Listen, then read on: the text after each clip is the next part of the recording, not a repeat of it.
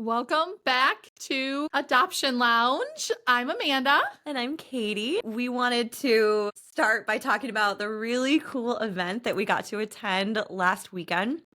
And we are recently partnered with On Your Feet Foundation. I can't remember if we mentioned them last week or not, but they're such a fantastic organization. It was actually a 1920s gala, so we all got to dress up like flappers. It was amazing. Pearls, really fun. Pieces everywhere, feathers. It was a lifelong dream of mine, so I was pretty excited. Katie likes to dress up. I do. The gala itself was so amazing. We got to hear some speakers from the board of directors, one of whom actually adopted with us twice previously at Angel Adoption. And so it was really cool to hear them talk about the services they offer for birth mothers post-placement.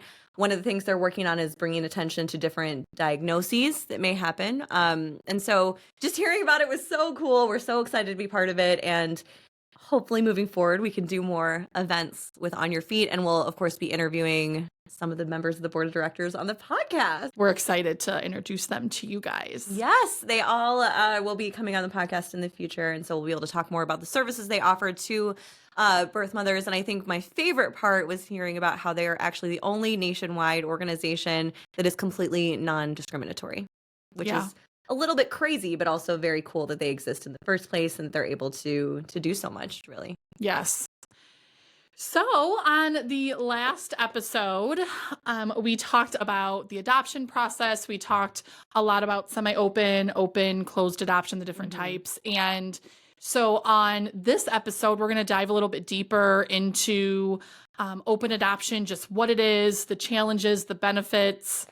And Katie will even get to tell a little bit about her story. Yes. I was going to actually share some things about my adoption, which actually was not an open adoption. It was 1984 when Donna and Daniel adopted me. And this is through a small agency in Texas. And really in the 80s, we didn't have the option of open adoption very, very rarely. I'm not sure at all, probably somewhere, but really mostly closed adoption.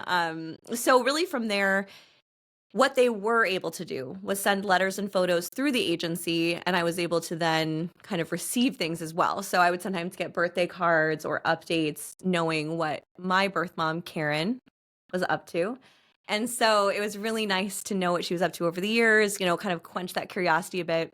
I also think the way that my parents handled it and what I like to tell families is that really controlling the narrative for your adopted child is about 80% of the battle, no matter what kind of post-placement communication you're dealing with, because what you really want to do for your child is normalize adoption. You want to make it transparent because adoption is only weird if you're not adopted. If you're adopted, then it's as normal as growing up with blue eyes or brown hair. Like I did. And so it's just a part of who I was. It was definitely nothing that I ever felt was really weird or different about me. And I didn't really understand that other families were built other ways until I was a bit older. My husband is actually the oldest of 4, and he remembers his mom being pregnant all the time growing up. And I think that actually sounds super weird because it's not something that I ever dealt with personally. But they did such a lovely job. They told me I was adopted from day one, which really becomes the story of how you became a family. I always thought that was really normal. And then when we went to adopt my little sister when I was 4.5 years old, we flew to Texas to pick her up, which I also thought was very normal. It has to be such a cool core memory, though. Everyone's story is different, but just to have the ability to be able to remember that you went to a different state to pick up your sister is so cool. And then to think that that's what your parents did.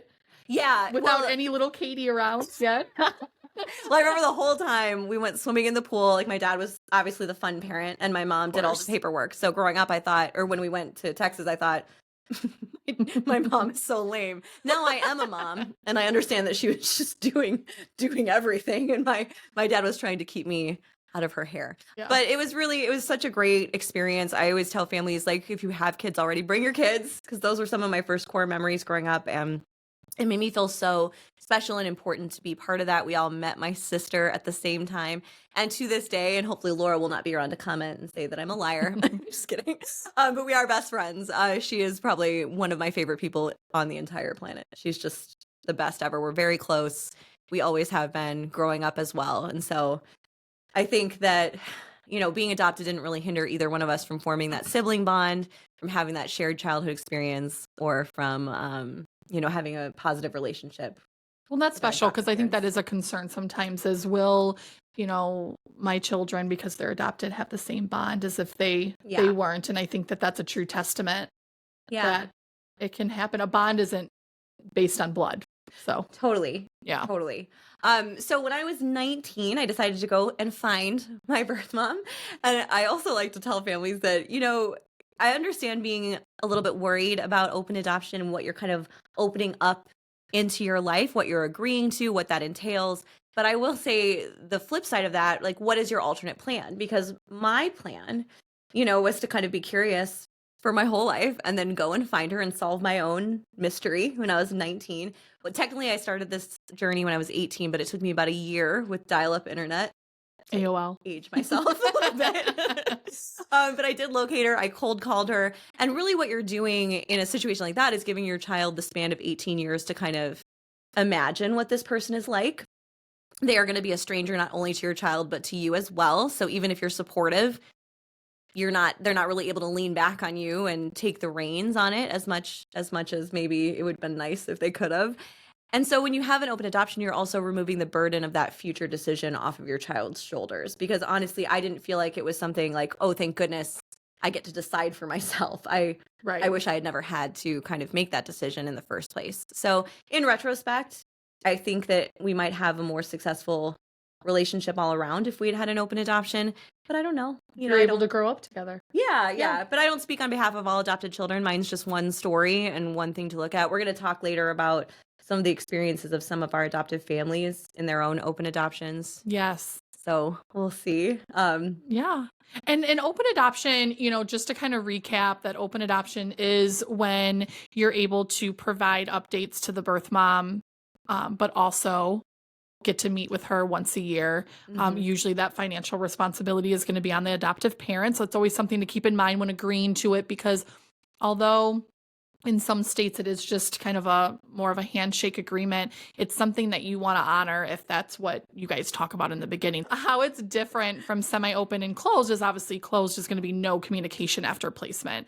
And then semi-open is going to be where you're providing those updates and maybe there's a little bit of communication, but not as open, meaning you're not meeting with her once a year. So that's kind of taken out of the equation. So Yeah. I think also it's really important to remember too that open adoption can be different for everybody. The balance of how it works for you is going to be important, finding what that looks like. And that's something cool that we'll talk about later too when talking about different stories and different open adoptions with families that we've worked with, is that it looks different. Some are more Yeah. open than others. I feel like it's all going to be a little bit case by case because you just don't know how she is going to emotionally respond to placement and just how it's going to go. So I feel like if you go in with an open heart, an open mind, and just see how it goes, see what works for everybody, then you're already doing great. Well, yeah, and I have some families that they meet once a year. I mean, Yeah. Pauline, I know we talked about her. She's on Your Feet and she adopted with our company. And she actually gets together with her birth mom often. They've built a really strong bond. Yeah, they are besties. They are hang out all the besties. time, and they're so cute together. They are so cute. And you'll get to meet both of them, Yes. which will be really exciting in the future. But she also has another open adoption, and she's not as close. There's not as much involvement in visits. So I think it'll be really nice and interesting to just kind of hear the difference. It was the same family, but two very different open adoptions. So there's a spectrum of what that openness looks like, and you have to find what really works for you and also what works for the birth mom and be respectful of that and go into it with really no expectations, because nobody knows how it's going to be. You don't know how your kid's going to react to it. You don't know how you are. You don't know how the birth mom's going to react to it. But I think it's great to try to be as open as you can. Yeah, I agree. Sure. Every company also handles it different. So I think it's a great question to ask when you're meeting. Like, how do you view and handle open adoption? Because not everyone's going to do it the same. We both work for national companies. So in a situation like that, we want to make it a feasible ask. We can't be doing constant visits. Yes. Financially for our adoptive parents. So that's something that will be under consideration as well. Now, if an expectant mom comes to us and wants constant visits, we're happy to honor that too. But then that would be handled a little bit differently. We would check with the families to see who is open to something like that to make sure that everyone is on the same page moving forward and it's what everybody wants. Yeah, and that is true. I love how Katie said to make sure whatever company you're using, find out what that baseline is. Find out Mhm. how they're explaining it to you. It should be how they're explaining it to the expectant mom so that Yes.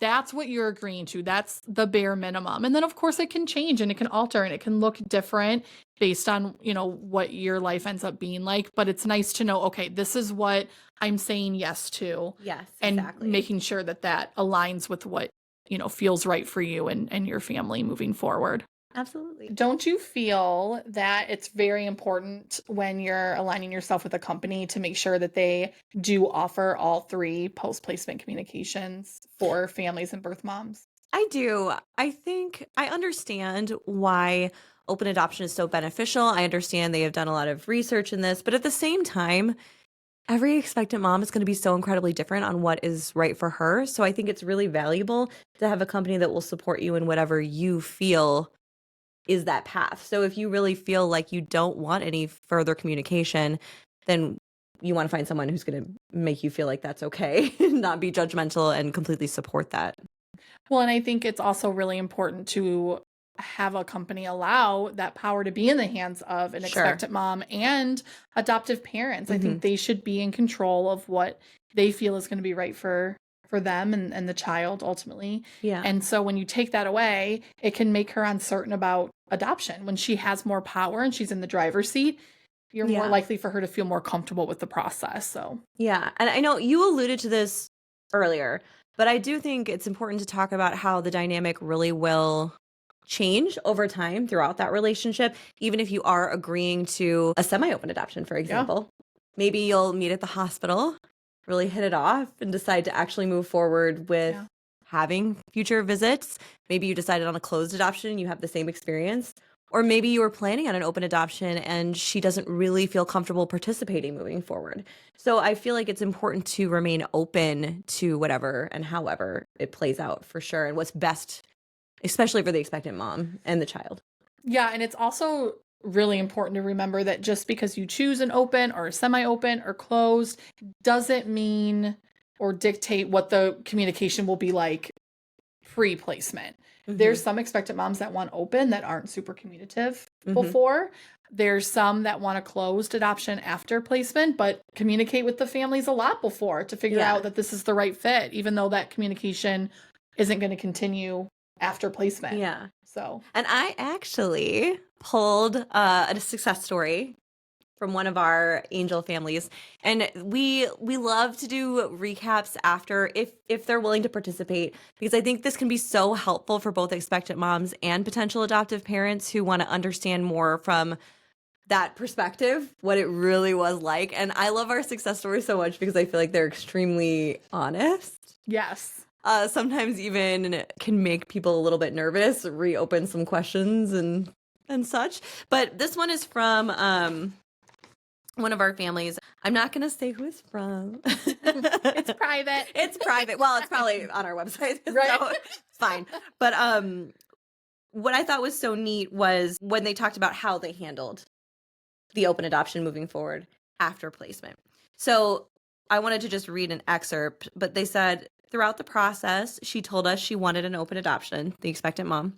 We wanted our child to be loved by as many people as possible, and we also didn't want her to have to wait on updates from us. So we set up a private Facebook page where we share pictures, milestones, and anything we'd like to write and post. And when she wants to check it, she can check it and get updates. And she often even replies to the posts, which I love. And we feel like we are still connected. They also went on to say that after some time had passed, she said it was a lot harder for her to let go than she originally thought. So the family actually helped her find a counselor, which really, really helped her kind of move on with her own life.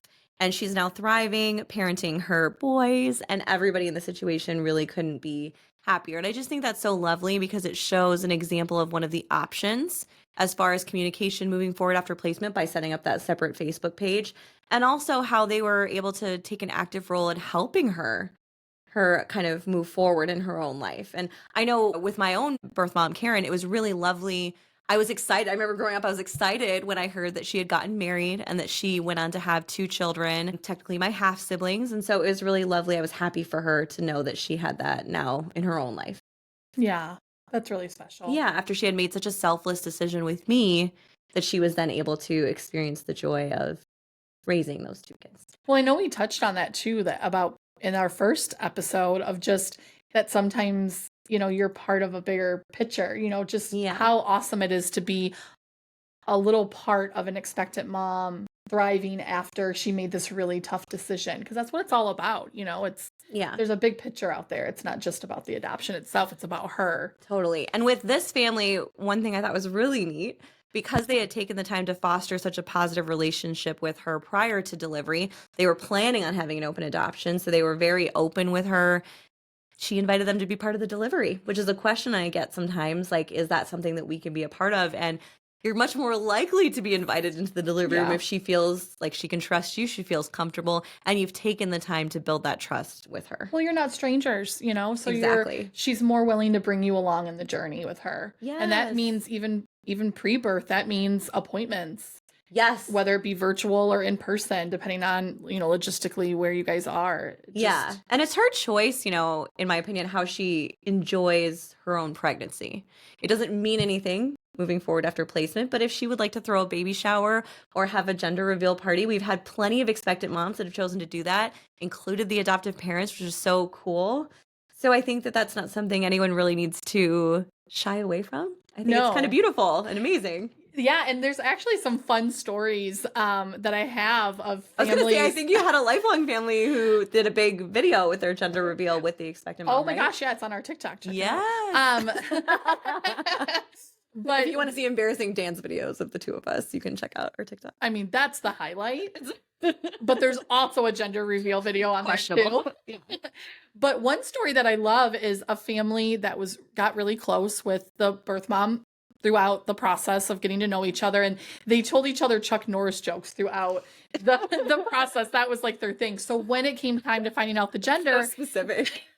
Chuck Norris, who knew you could bond over him? I mean, people have Chuck Norris. Sure, it's not the first or the last. When the birth mom wanted to surprise them when it was time to find out what the gender was, she sent them a life-size cutout of Chuck Norris holding a sign that said it's a girl. And I just think that is amazing. So adorable. So that's just a true testament to when you're open. I know it can be weird thinking about having a relationship with somebody you've never met before, but it's like anything. Really, you get to know really them. special and cool too. Yeah. And you might get a Chuck Norris cutout. So there's that. Yes. And honestly, can you think of any other better gift? Any better way to enjoy this process? I also have a success story that kind of just outlines a little bit of this open adoption. And I actually worked with this family throughout their process. It wasn't an easy journey. They were actually not even open to open adoption in the beginning. They chose to open up later on. And so in their success story, they talk about their relationship. And I just want to read a little bit of that. It says, "We have a great relationship with Taryn's birth mother and cherish the addition she is to our family. She came out for Taryn's first birthday, and she is planning on coming out again around Christmas. We video chat with her often, and we talk on the phone and text regularly. She even donated eggs to us so that Taryn could have a sibling. Oh my gosh, that's amazing.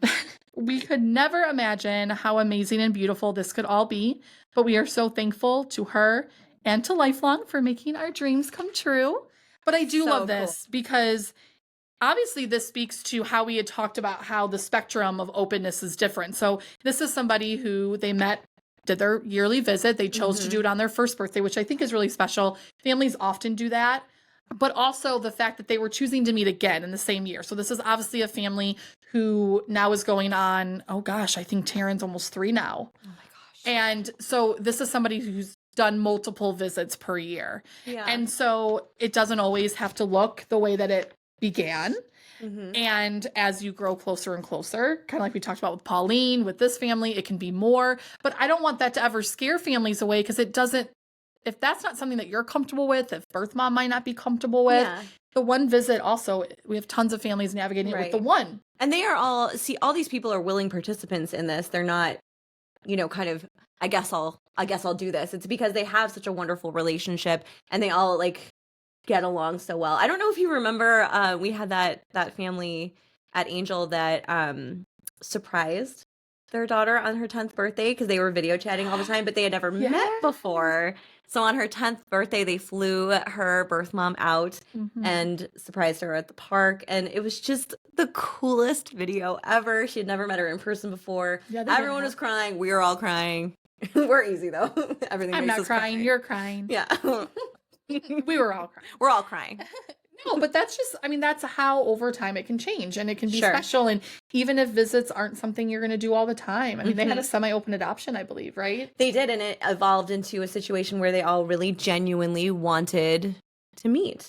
I think that's special because things can change. I mean, you're talking about communicating with somebody over 18 years, essentially. Exactly. Well, and Life that's what I changes. look at my own situation, and I know that my parents would have participated in open adoption had it been an option, and it was not. They were not even allowed to have any personal information. We found out later, actually, that my birth mom had actually even invited my mom to be part of the delivery, Oh, and the adoption agency didn't tell her. So for 18 years or 19 years until we cleared this up, Karen thought that my mom had decided not to participate, and my mom never even knew she had been invited in the first place, which she would have absolutely done. And I just think we've come a long way since then, so it might be a little messier these days, but I think it's just so much healthier and more wonderful for everybody. oh, absolutely. And, I think too, it's important to just be open to whatever it looks like. Don't have any expectations. Just let it just happen. Or I think when it happens organically, and it will, Mm-hmm. like every relationship, it will change, it'll grow, Mm-hmm. hopefully become better. Yeah. And also on the flip side, I mean, as beautiful as open adoption is, there are some women that navigate open adoption and ultimately choose it's too much for them emotionally and Mhm. and kind of veer to maybe an open or a semi-open or even a closed sometimes. But Mhm. that's okay too. Yeah. Just to be open to both, I think is, of any of them. But talking about your story, Katie, Yeah. what do you think a benefit? Because I know you had said that you actually didn't get to have a relationship or know your birth mom until later on. True. So Yeah. had you had that relationship, let's say from the start, Mhm. and that just always was there, what benefits do you think that would have had? I know you can't predict, but Yeah, I think what was so difficult was when I was 19 years old, I was trying to navigate college. I was just so young and very hormonal. Luckily, no. my mom's not here to give a direct recap of 18, 19-year-old Katie. Donna, let us know. Donna, if you're listening, please don't. But I think that it was really challenging for me to meet someone that I had kind of imagined for so long. And I think Karen and I have a lot in common, but we also have a lot of differences. And it was really hard for me to kind of navigate those. I really wanted her to like me. I was so nervous. And, meeting her for the first time was probably one of the more overwhelming experiences of my entire life. And so I think that would have been really lovely had my mom actually already had a relationship with her. I always say what you're really giving your adopted child in a situation like that is you are managing that relationship on behalf of your child, not giving them direct access to your child. So Yeah. really what's so lovely about it is you always have your parents to fall back on. And also I'm able to kind of learn who she is as a person as we grow, as I get older, as opposed to meeting her at a very volatile time in my life, like Mhm. college, hormones, and all of that. And I think it ended up overshadowing a lot of my 20s. It made it a little bit Oh. challenging for us to figure out how best to communicate with each other since we did have a lot of differences. And we still do. I think we're still working on that. So I don't know if it would have been better, but I have a sneaking suspicion Well, that it would have, I hope. do you think that too, like any challenges that you had you had already had a relationship formed at such a young age, maybe you would have been able to navigate those challenges differently? Well, exactly. So obviously, I have very similar views as my adoptive parents. My parents never pushed their views on me, but just growing up in the area I grew up in, it's a lot of it's environmental. But I still think I would have been a lot more open-minded because, Yeah. and I just wasn't. I just Yeah. had such a hard time. And I think I held it against her. I think I was Yeah. disappointed in that. And I think it was just really hard for me, which is so silly because, every single person on this planet is different, but I am not biologically, she's the only person I had ever met in my life up to that point that was biologically related to me. And so that Yeah. puts a lot of pressure on her. That's a little unfair. And I think on a kid, really just a baby adult still. So I feel like I wish that burden of when to reach out and how to reach out. I wish all of that had been taken away from me and I could have just known her the whole time. And I think she'd probably say the same thing. Well, and I think I've heard you say this before, and I know I've heard other adoptive children say this, that sometimes when you wait so long before you get a chance to have that relationship, you've had all of this time to build up who she was in your head. Exactly. And Yeah. that may You fill lead in the to, blanks on yes, your own. and that may lead to disappointment when really it's unfair because It's like meeting a celebrity in real life. Like you don't Yeah. actually know that person, so what you're putting on them is not fair. right. But had you have had a relationship with her, you wouldn't have had an opportunity to. You wouldn't have had to Yeah. fill in the blanks. It Well, would and you're have not just been looking who at she them from was. such an objective viewpoint. Yeah. Yeah. Yeah. It'd be like me not knowing my sister or something and then meeting her as an adult, which, by the way, she's awesome at work. But I'm just saying, you Yeah. grow and you learn people, and that's something that we never really got to go through together. And I'm so happy to know Right. her. I just think I would have done a much better job of that had it been under different Yeah. circumstances. I think she'd probably say the same. Well, and speaking of your sister, now I know you had mentioned this before. You had talked about how Laura is open, or she Yeah. doesn't know. How does she wish that she met Honestly, her? Laura doesn't really talk about it. And honestly, I don't want to speak for Laura because she's a very private person. But she does not have a relationship with her birth Right. mom at all. And I'm not going to speak for her, but I do speak to families who come to us for adoption, who are who are adoptees. My mom and I always get into this argument because my mom is always like, "You were adopted. It was an action that took place." But I always tell her the reason I always say I am adopted is because it's a part of who I am. I love that. That's true. It is who you are. It's not just something that happened to Right. you. I'm like, it's an action for you, Mhm. but it's part of who I am as a person. So it's a difference. I think you're looking at it from two different perspectives. But yeah, I've had former adoptees tell me, I just don't have any interest. And that's true. Everyone's personality is completely different. And that's why I always try to say I am not speaking on behalf of all adopted children. And we're definitely going to talk to more adoptees as we continue the podcast. And I can't wait to hear other experiences. I love hearing other people's stories. I do too, because I think there are a lot of avenues out there where you get to hear from an adoptive family, or you get to hear from a birth mom, but you don't always get to hear about the adoptee. And they're really Yeah. the most important, The most part- silent voice, I think. In this yeah, and they're the process. most important person in this, because all of this is to make their life better, to make them, Yeah. have what could be a better life than could be offered to them. So I think it's so important to hear from them. Yeah, and hear about the challenges growing up, the struggles. I mean, what your adopted child might face growing up. I mean, I think I was an inherent people pleaser. There's just like different things, and I remember one of our service providers we love, Rob Kirsch, does a really cool video, and I love that because the adopted child actually talks about his people pleasing growing up and how he thinks it was related to being adopted. And I never thought about it that way until I saw that video, and then I felt so emotionally overwhelmed when I saw it because it felt so accurate for me. Yeah. So I thought that was really interesting. Hopefully we'll talk to Rob at some point too. Are you But trying to say you're a people pleaser? I am. Katie. I'm sure my best friend Amanda is fully aware of how much of a Katie people just pleaser. cares a lot. That's what I just can't. I'm not a just people pleaser. cares. I just care a lot. That's what makes her so good at her job. She really cares about all the families that she talks to. She has conversations. She's so willing to talk to all of our families when they're struggling with just wanting to hear from an adoptee, because like I just said, it's kind of like Katie said, it's a silent voice in this. So she always says, it's not that I'm talking on behalf of everyone, but here's my experience, just to shed some light and a perspective to think about. Yeah. In case you never met one of us, here I am. I'm happy to talk about it anytime. Yeah. And another way, if you are out there and you're thinking, gosh, I really would just love to hear more about open adoption.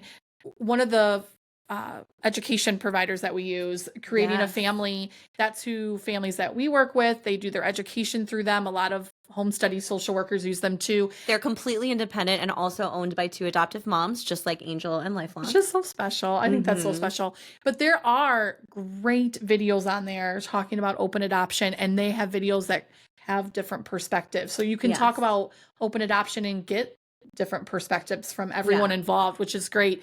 And you can just go online and check them out. They have a podcast too. I was going to say, our families have access to all the education for free, but you can also pay to access it. But they do have a fantastic podcast that I think mimics a lot of their educational courses. So that's definitely worth checking out. They do a really nice job. Another resource that I wanted to talk about, again, is On Your Feet. That was the gala that we went to that we talked about at the beginning of the episode, raising money for their organization, which is just so fantastic. But I wanted to kind of dive into some of the services they really are offering for not only, of course, expectant moms that are working with Lifelong and Angel, but any expectant mom or birth parent really looking for resources. So I'm going to use a little aid here. Technology. But what they really offer is from one-on-one case management to help accessing and paying for adoption competent therapy, which I think is really important because a lot of therapists don't know how to help with adoption, from weekly support calls to providing holiday presents for the children they placed, and so very much more. They're here to provide a safe and neutral space where they can process their experience and find healing. They also do offer retreats, which I think is really cool. Yes. And those retreats are all going to be run by and handled by birth parents. Yes. So very safe space with people who are going through very similar things, have gone through, are processing very similar experiences. And for adoptive parents, there is plenty of ways to get involved, just like Pauline has, if you want to help out and help your birth mom out and kind of encourage her to get involved. We definitely will be doing that on our end for sure. Yeah, I love the presence too, because I feel like it's fostering a relationship and with birth mom and the child, and that's really wonderful. And there's support groups, like you said, for adoptive parents too. I know the companies we work for, Angel and Lifelong, we have peer-based, we call it the Lifelong family. And Angel alumni. Yes, and it's wonderful because it's all of the people that have adopted with us. They share stories, they ask questions. There's a lot of involvement. It's really great because everybody's in there has adopted at different times. So they've gone through different things at different times. They're able to offer, and just to feel like you're not on an island by yourself. I think that's huge. And we also have that same thing for birth moms, except with the birth mom support group, that's actually open to any birth mom. Yeah, the Birth Parent Network, which is what we call it. Yeah, Birth Parent Network. So check it out if you're a birth mom, because it is absolutely wonderful. It literally brings me to tears sometimes watching the support happen. Speaking about open adoption, one of the last things that I read in there was a birth mom that was asking a question about, how they kind of get through the emotions in between the visits, because it's hard for them in between, and how to navigate that. And all of the birth moms jumping in to help. Yes. It was really, really inspiring. I love it so much. And obviously, Angel and Lifelong sponsor our podcast, and we love talking about all of that. But other resources we're mentioning today, like On Your Feet, for example, is completely not sponsoring this podcast. We're not sponsored by them. We just think they're fantastic. So check them out. We'll drop a link down below in the comments for you. Yes, absolutely. So just like last time, we get questions from our viewers, which we absolutely love. So please keep it coming, because we do want to answer your questions. That's what this purpose is. And one of the questions that we got asked a lot was, is adoption legally binding? And can they, with an open adoption, can they just come, or even a semi-open, which any of them, can they come and take the child away at any time down the line? Yeah. And I think that's a really fair question. I know that that's probably a big fear, because I was going to say, it's a fear-based question for sure, but very understandable. You want to know the answer to something like that. And, as far as it being legally binding, yes. You get to be parents forever. You will have an updated birth certificate that'll have both of your names on it. And really, in the eyes of the law, it is absolutely legally binding. Yes. Now, as far as post-placement communication, that is going to vary from state to state on if it's legally binding. So just so, kind of tie that in, just so that you know that in some states it will be, some states it won't be. But nowhere down the line can anybody come and take the child from you. And she doesn't have a legal right to show up at your home either. Yes, and that's actually a great segue into the second question, because that was something we got asked about a lot, was what happens if the birth mom shows up at my door? I think that's one thing that people are scared about too, because they don't know what amount of information the birth mom will be provided. A lot of personal information isn't shared. So this probably isn't going to happen, but it was a question we got a lot. So yeah, and a lot of it will be your choice as far as how much personal information you would like to share. You're not entitled to her personal information any more than she is entitled to yours. And I think it's important to know that legally, that doesn't give her the right, whether you have an open adoption or not, to show up. Also, it's very expensive. And I feel like it falls a little bit under the category of almost like not demonizing birth moms, but assuming that they would be putting themselves and you and the child in that position in the first place. So we really don't run into that. I usually, when I get asked this question, because we got asked a lot of it from the viewers, but I also get asked this in meetings a lot too. And I always say you have to remember that the birth mom is choosing adoption because they want what's best for the child. And so it's unlikely that she's going to ever jeopardize the relationship that she might have with you guys, with the child. She doesn't want to upset their life. That's why she's choosing this better path for them. So absolutely, I think it's, like Katie had mentioned, I think it's just a fear-based question. I think both of them really are fear-based. Yeah. It's usually not anything that people, after they've talked with expectant moms, that question never gets asked again. Yeah. It's always in the beginning. And so I understand where those questions are coming from. Yeah. They're questions that I had before I knew much about adoption too. And we're happy to answer them. I just think it's important to then move forward. Bust the myths. So on the next episode, what are we going to be talking about, Katie? We're going to be talking about relationships in adoption. I think it's important to understand and be ready to navigate all kinds of relationships, not just the one with the birth mom. Yeah. I think we're going to be talking a little bit about how to navigate talking with your child about adoption, talking with people in your life about adoption. Teachers, neighbors. Everyone. Just everyone that's going to be in your inner circle. And I think using and health providers. I know we touched on it a little bit, but we're going to be talking about that too. So please, if you want to keep having these wonderful episodes, keep liking, sharing, commenting. We love that we have subscribers now. We feel like we have friends. And engage with us. We want to hear from you. Yeah. We look forward to talking to you next week on our next episode.